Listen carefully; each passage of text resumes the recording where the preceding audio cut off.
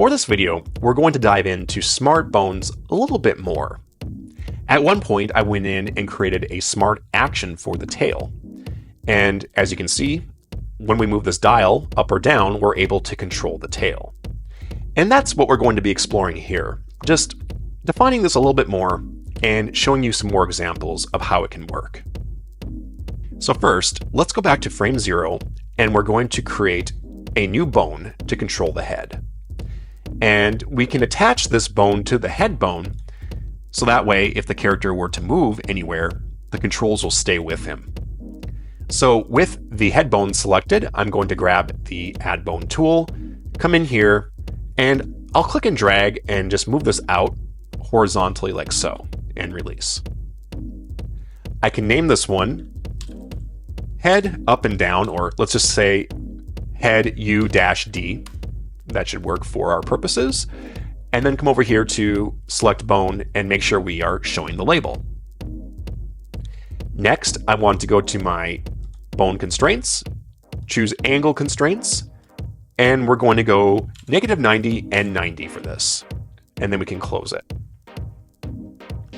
So we now want to assign the action so that when the bone moves down, the head, or the cheeks in this case, we'll just do the cheeks, will move down, and vice versa for when we move it up.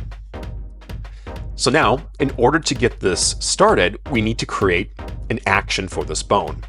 So with the bone selected, we can come over here to the Actions panel, click on New Action, and make sure that the action name is the same as Head UD, and then click OK. Now, when you set up your actions, it's always best to have more frames than you need. In the event you were to animate this bone, let's say across 120 frames or even 96, if you only had, let's say, 12 frames of animation in this action, and you had 48 frames that you needed to animate with this bone, you're going to find that the animation could end up looking choppy. So, when you're setting up your actions, it's always best to have more frames than you need. In this case, we're going to go to frame 96, and that's going to be the duration for each of our smart bones. So I'm going to grab these frames and just bring it over like so, and you can see now we have 96 frames of animation for this particular action we're building. Now, one more thing before we continue, you'll notice that the bone, due to bone strength, is bringing the warp layers along with it, and we don't want that, so going back here to frame 0, I'm going to grab the bone strength tool and just click and drag to the left to reduce the strength. So now we have this going on and we don't have any interference with the other layers. So with this moving down now, let's go back to frame 1 and then find the head warp layer. You can use Control or Command F to lock down your frames. Now, let's go to frame 96, and with this move down, we're going to move the cheeks down with it. So I'll grab the magnet tool, click and drag, and I'm just going to move some things down like so. Again, we could go into much detail with creating a head, perhaps looking up and down, but in this case, I'm just going to do some very minor work, just enough to get us a visual representation of what can happen here. So now we have the head going up like this and down like so. Now, I want to create a second action that's going to do the opposite of this. So we have this now, the bone's going down and we have the head going down. We now want to create a second action for this. So what I'm going to do is just come over here and jump outside to mainline, making sure that you have the bone layer selected along with the head up and down bone. We're going to create a new action, and this time it's going to be called head up and down 2, and then we can click OK. And we're going to do the same thing that we did before. You may recall, if I go to the first one, it goes down. So now for the second one, we want it to go up. So at frame 96, we can just bring it all the way up like that. And then for your head warp, we're just going to come in and we can bring some things up.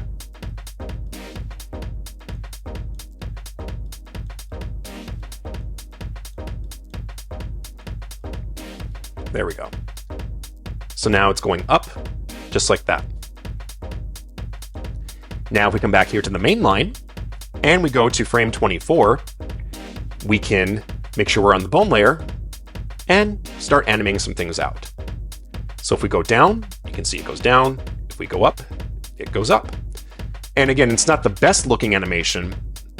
I would have to spend more time molding this and creating a pleasing result, but given the tutorial nature of this, and I want to show you as fast as I can, this is what we have. But hopefully that makes some sense as to how you can set this up. One thing you don't want to do is put both of these actions in one action. So as an example, you might be tempted to create a neutral position for when it's horizontal, and then in one action have it go down and then up. And you don't want to do that. That can create issues with how Moho functions with these bones. So in this case, if you want one bone to have two directions, it's always best to make sure you have two actions assigned to one bone. You could also separate the bones out. You could have one bone go for up and one bone go for down. It just depends on how you want to set it up. And finally, here's another example of how we can use these bones. Go back here to frame 0. I'm on the bone layer, and now I want to create a new bone. I'm just going to hold and shift and draw it up. And I'm going to name this one blink. And we can show the label. Let's go to our bone constraints, and we're going to shore this up to, let's say, -30 and 30. And then we can close this.